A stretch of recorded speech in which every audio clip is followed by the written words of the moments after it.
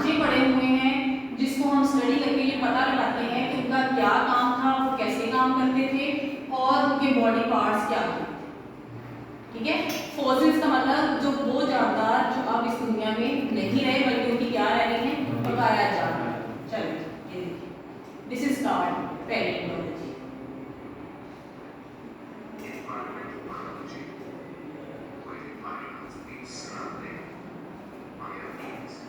हाँ जी, इन्वायरमेंट को क्या मतलब है? माहौल। ठीक है, माहौल का मतलब आपकी सराउंडिंग, एयर कैसी है, टेम्परेचर क्या है, पोल्यूशन कितनी है, नॉइज कितनी है, दिस इज कॉल्ड इन्वायरमेंट्स। ठीक है, ये देखिए इन्वायरमेंट की स्टडी और इन्वायरमेंट की स्टडी का क्या मतलब है, हवा का क्या हमारे ऊपर, हम हवा को क्यों डिस्कस करें। हम पहले दिन पढ़ के आए थे कि हमारे अंदर हम जो है ना वर्ड को दो हिस्सों में डिवाइड कर रहे हैं, लिविंग और नॉन लिविंग। ठीक है, अब लिविंग अकेले कुछ नहीं कर सकते, नॉन लिविंग अकेले कुछ नहीं कर सकते। हम इसमें क्या पढ़ेंगे, हम इसमें ये देखेंगे कि नॉन लिविंग लिविंग को कैसे अफेक्ट कर रहे हैं।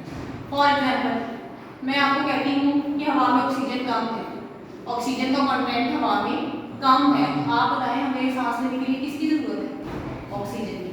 जब हवा में ऑक्सीजन का कंटेंट कम है तो आपको सांस लेने में क्या होगी, मुश्किल पेश आएगी। जब आप सांस नहीं ले सकेंगे तो आपका सर्वाइवल पॉसिबल नहीं है, आप जिंदा आपके लिए रहना मुश्किल हो जाएगा, आपको सफोकेशन होगी, आप कहेंगे कि मुझे कहीं ना कहीं से ऑक्सीजन दीजिए। आप ये देखिए, अब आपको ये समझाएं,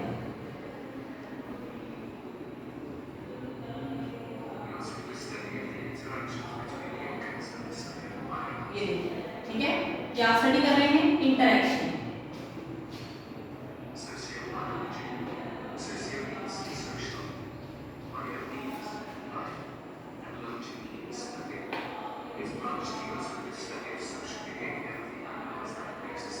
देखिए सोशली मतलब अब देखिए हम सोसाइटी में आके रह रहे हैं सारे। अब आपके मोहल्ले में एक अंकल गुस्से वाले हैं, एक अंकल बड़े अच्छे हैं, एक अंकल बड़े लड़ाके हैं, सबका बिहेवियर है ना। लेकिन आप देखिए कि सबका बिहेवियर आपको सोसाइटी में रहने के काबिल बना रहा है।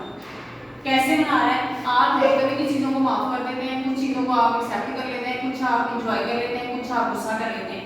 तो उसने कहा कि जानकारों का वो बिहेवियर जो उनको सोसाइटी बनाने पे मजबूर कर रहा है, फोकस कर रहा है, this is called social work.